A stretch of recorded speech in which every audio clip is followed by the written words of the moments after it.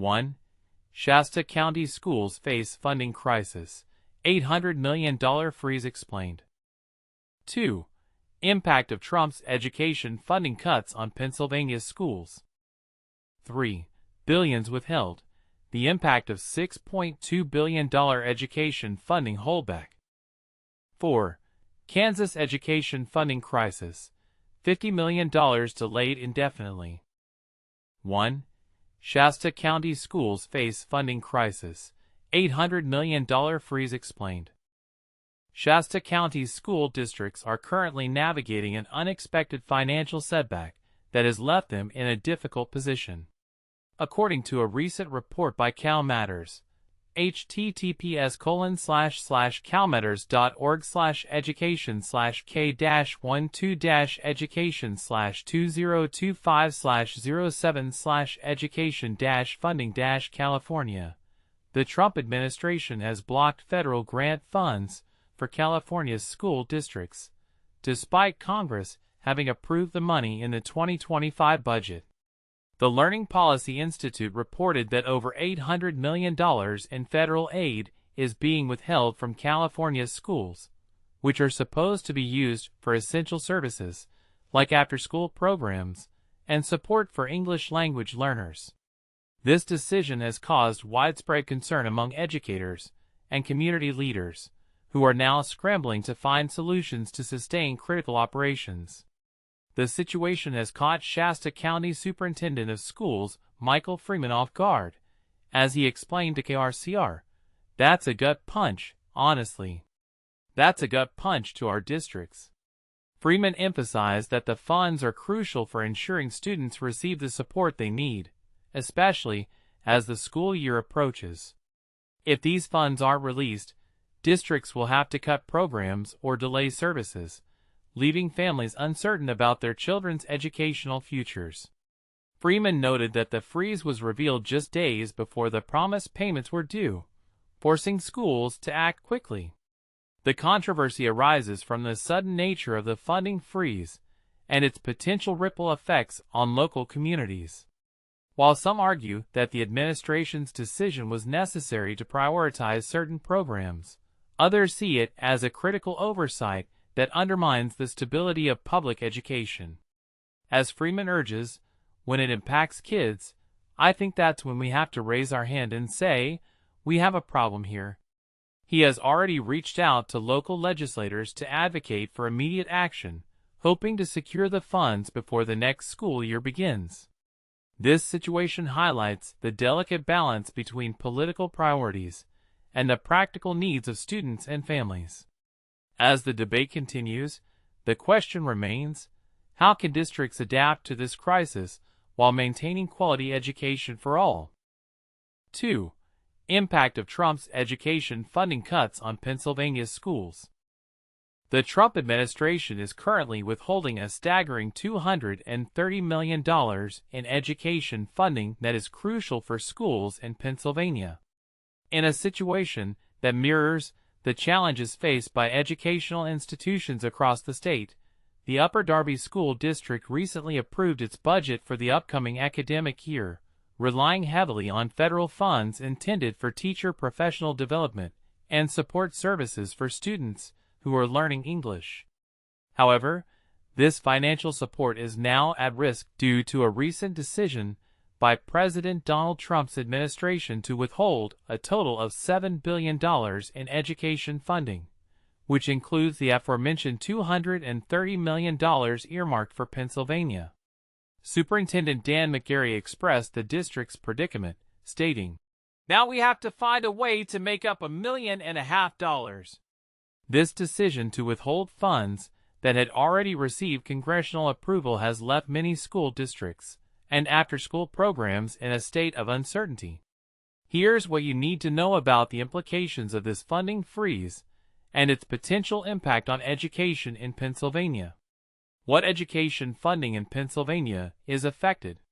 The Pennsylvania Department of Education announced that it was notified by the U.S. Department of Education on June 30th about a delay in the distribution of approximately $230 million in federal funds that are vital for various educational programs throughout the state. Typically, this funding becomes available to schools on July 1st each year and is allocated for a range of essential services, including before and after school programs, teacher training and professional development, adult and family literacy initiatives, educational support for children from farming families, and resources for students learning English, as explained by Aaron James, a spokesperson for the state education department. Why is the Trump administration withholding education funding? When asked about the rationale behind this funding freeze, a spokesperson for the U.S. Department of Education directed inquiries to the Federal Office of Management and Budget. A representative from that office stated that many of these grant programs have been grossly misused to subsidize a radical left-wing agenda, alleging that some schools have utilized these funds to support initiatives such as promoting organizations advocating for illegal immigrants and teaching students about LGBTQ art. The spokesperson added, "This is an ongoing programmatic review, and no decisions have been made yet." What does it mean for Philly area school districts? School administrators are still assessing the precise impact of the withheld funding on their programs, especially since they have already set their budgets based on the expectation of receiving these federal dollars. Unfortunately, some programs are likely to be cut. For example, in the Phoenixville area school district, a loss of over $77,000 in Title III funding for English language learners will result in fewer supplemental books for these students, as well as reductions in homework clubs, transportation, and tutoring services, according to Jessica Kilmetz, the district's assistant superintendent. Additionally, Phoenixville is facing a loss of about $82,000 in federal funding designated for professional development, along with $34,000 that was intended for arts, music, health, and wellness programs. Kilmetz also anticipated that an after-school program for Phoenixville students, which is operated by the Shasta County Intermediate Unit and funded through a federal grant, would be eliminated. Every district in the county has been impacted in some way, shape, or form, Kilmetz remarked. In Bucks County, the Neshaminy School District is continuing with its summer academic support program at Neshaminy High School, which is funded by a grant from the federal 21st Century Community Learning Center program. "Until we hear that this is more than just a delay," stated spokesperson Chris Stanley. He did not disclose the cost of the grant, but mentioned that the district's general budget does not have the ability to absorb the costs of this program.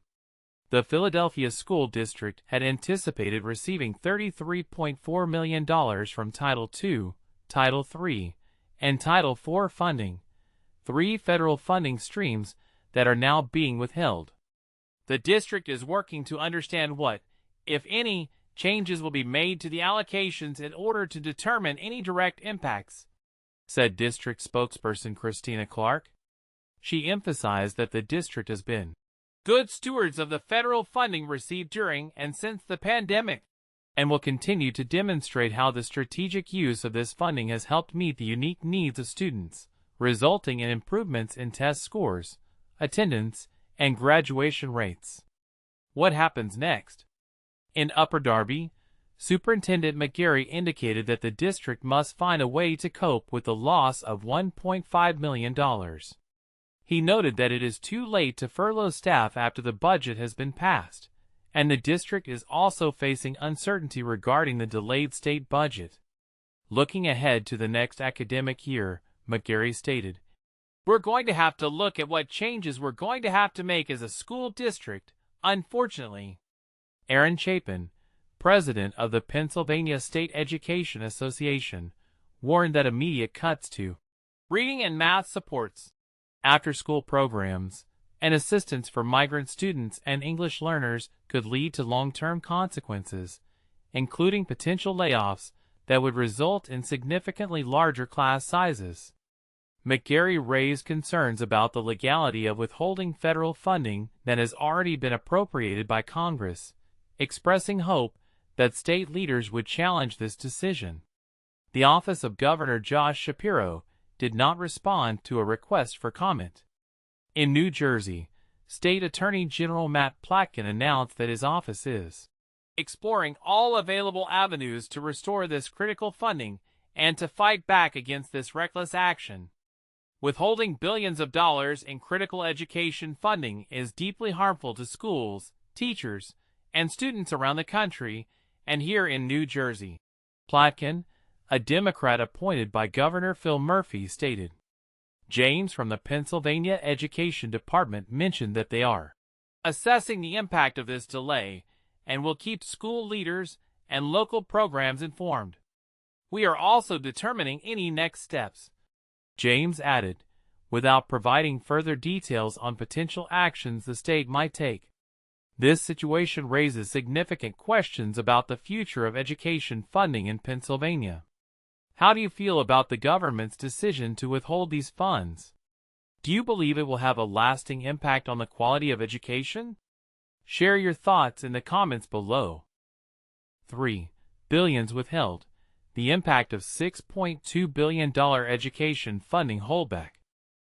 The U.S. Department of Education has been holding back millions of dollars from public schools, leaving districts scrambling to plan for the 2025 school year.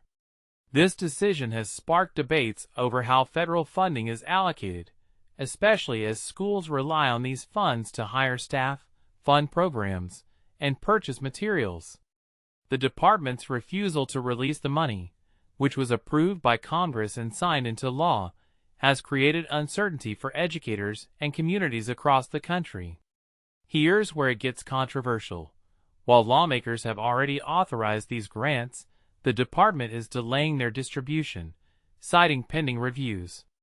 This delay could ripple through school systems, particularly those in high-need areas, where students and families are most vulnerable. Let's break down the implications. The 5 grants at the center of this issue: Title I, Part C, Migrant Education; Title II, Part A, Educator Development; Title III, Part A, English Learners; Title IV, Part A, Student Support; and Title IV, Part B, 21st Century Learning Centers, total $6.2 billion. Additional withheld funds for adult learners push the total at risk to $6.8 billion. Districts were counting on these funds to hire teachers, plan for the 2025 school year, and address student needs. When the money isn't released, it could leave schools struggling to meet basic needs, especially in districts with limited resources. The impact varies widely. Republican-represented districts are likely to lose more per pupil funding, with some losing up to 1.6 times the average for Democrat-leaning areas. Geographic distribution also plays a role. While the average district faces a $220,000 shortfall, some could lose millions, with over half of the worst-affected districts concentrated in 4 states: California, West Virginia, Florida, and Georgia. Students from low-income backgrounds are particularly at risk, as they often live in districts where more than 25% of children face poverty. These students could lose up to 5 times the funding per pupil compared to districts with fewer than 10% poverty rates. The fallout is especially harsh for English learners, who make up a larger proportion of some districts. These students, who require targeted support, could see the largest financial cuts. Additionally, the holdback affects adult learners under the Adult Education and Family Literacy Act, further straining programs aimed at helping non-traditional students. This situation highlights a critical question: how do we balance federal oversight with the practical needs of local schools? As the department continues to delay payments, communities are left wondering, will this crisis lead to long-term changes in how federal funds are managed, or will it deepen existing inequalities? Let's explore the broader implications and how stakeholders can advocate for transparency. 4. Kansas education funding crisis.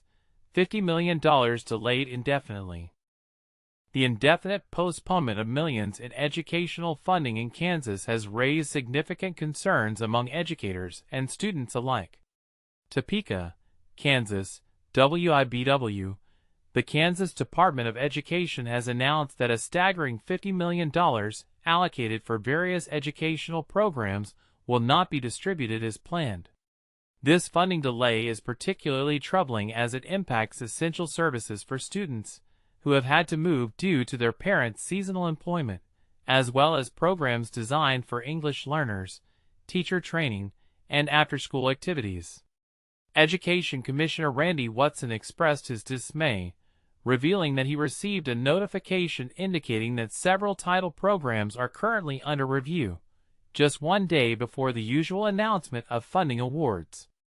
On Monday, June 30th, I received a late message from the Federal Department of Education stating that they are reviewing the funding for several title programs.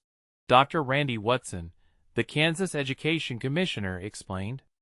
Typically, we would expect to be informed by July 1st about the funding for the upcoming school year. Now, we are left in limbo, uncertain about the future of these vital programs as we await the U.S. Department of Education's review. Watson voiced particular concern regarding the implications of this funding cut for rural schools, noting that he was informed that foundational programs for adult education and GED completion have also been halted. The reductions in Title IIA and Title IVA funding could create severe challenges for rural school districts across Kansas, Watson stated. Many rural schools rely on federal support from the Rural Education Achievement Program, REAP, which allows them greater flexibility in utilizing funds from these broader programs. Here's a breakdown of the affected programs and their funding. Title I, Part C, Migrant Education $6.20 million. This program supports students from families whose jobs in sectors, like fisheries and food processing, require them to relocate across states during different seasons. Title II, Part A, Teacher and School Leader supports $15.80 million. Known as supporting effective state instruction grants, these funds enable districts to provide professional development opportunities for educators and administrators, helping them to adopt new curriculum strategies, instructional methods, and technological tools. Title III, Part A, English Learners $4.80 million. This funding is crucial for a variety of services aimed at English learners, who represent the fastest-growing demographic in Kansas public schools. Under civil rights legislation, school districts are required to ensure that students learning English have equitable access to educational opportunities, just like their peers. Title IV, Part A, Student Support and Academic Enrichment $8.30 million. This program enhances students' academic performance by bolstering the capabilities of state educational agencies, local educational agencies, schools, and communities to provide all students with a comprehensive education, improve learning environments, and enhance the use of technology to boost academic success and digital literacy. Title IV, Part B, 21st Century Before and After School Program $7.80 million. Also referred to as the Nita M. Lowy 21st Century Community Learning Centers Program, this initiative offers federal funding for out-of-school programs, especially in high-poverty and low-performing schools. These programs provide academic enrichment, tutoring, and various activities designed to help students meet both Kansas and local academic standards, while also engaging families in their children's education. At this point, we are uncertain about when the review of these programs will conclude or whether we will receive the funding that was previously approved, Watson concluded. This situation raises critical questions about the future of educational funding in Kansas. How will these delays impact students and educators? What can be done to ensure that vital programs are not lost? We invite you to share your thoughts and opinions in the comments below.